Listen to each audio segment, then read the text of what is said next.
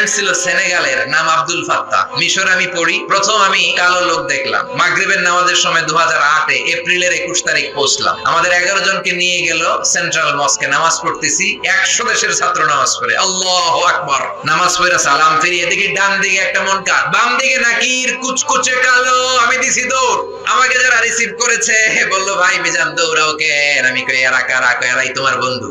সর্বনাশ, 5 বছর আগে থাকবো, থাকতে হবে তোমাকে, গোটা বিশ্বের ইসলাম সম্পর্কে জানতে হবে, গবেষণা করতে হবে, ঠিক না?